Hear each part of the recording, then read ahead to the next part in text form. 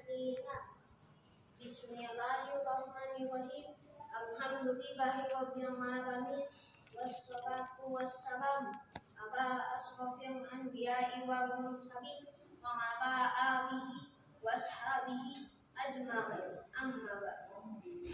Tiada kata yang paling indah diucapkan oleh setiap muslim dan muslimat di awal pertemuan kecuali mengucapkan saya bersyukur kepada Allah Subhanahu wa taala.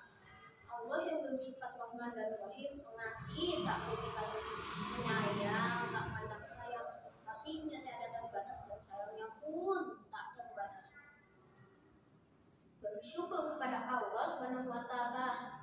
Salawat serta salam kita kirimkan kepada junjungan kita Nabi Muhammad SAW yang telah menguatkan kita dari zaman jahiliyah menuju zaman yang disinari iman dan ilmu pengetahuan yang kita rasakan pada saat sekarang ini. Masyaallah muslimin rahimakumullah.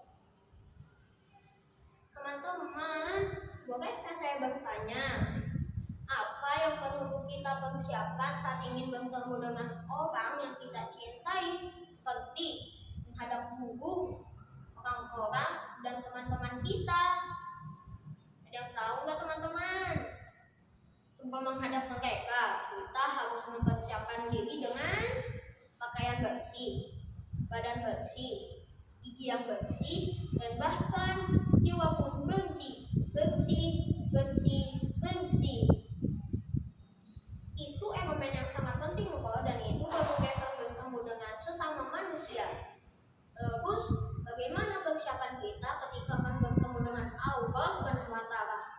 Tentu saja harus bersih lahir dan batin, karena Allah Subhanahu wa taala yang telah menciptakan kita dan Allah Subhanahu wa taala yang telah memberikan nikmat kepada kita setiap detiknya. Setidaknya kita tidak boleh melupakan unsur bersih dan suci.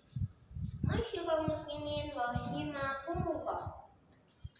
Teman-teman yang dirahmati Allah Subhanahu wa taala, Islam menempatkan kebersihan pada garda terdepan. Hampir semua literasi kitab fikih dimulai dari bab thaharah, yang berarti bersuci. Kesucian menjadi perhatian paling utama karena merupakan pangkal dari ibadah sholat. Terdapat pada hadis Ibnu Umar radhiyallahu anhu dan Nabi Muhammad SAW bersabda yang berbunyi, artinya tidak diterima sholat tanpa bersuci. Masyaallah muslimin rahimakumullah. Bersuci selain diperintahkan oleh Allah Subhanahu wa taala dalam Al-Qur'an dan hadis juga memiliki beberapa makna. Yang pertama, ketika kita sholat, malaikat tidak suka melihat ada hambanya yang berpakaian kotor dan bau. Karena pentingnya kebersihan di dalam sholat, maka kebersihan itu sumber dari iman. Yang kedua, wudu dan mandi menumbuhkan semangat baru, mengusir kemalasan orang untuk menjalankan ibadah sholat. Masyaallah muslimin rahimakumullah. Teman-teman yang dirahmati Allah Subhanahu wa taala, mengapa orang beribadah harus dalam keadaan suci dan bersih? Karena Allah Subhanahu wa taala menyukai orang-orang yang bersuci.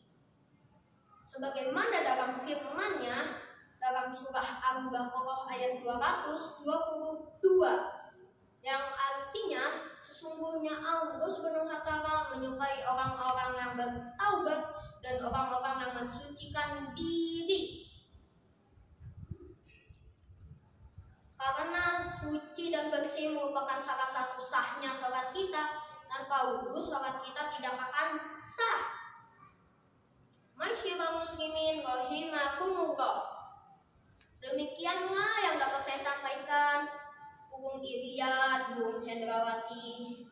Cukup sekian dan terima kasih. Wabillahi taufiq wal hidayah. Wassalamualaikum warahmatullahi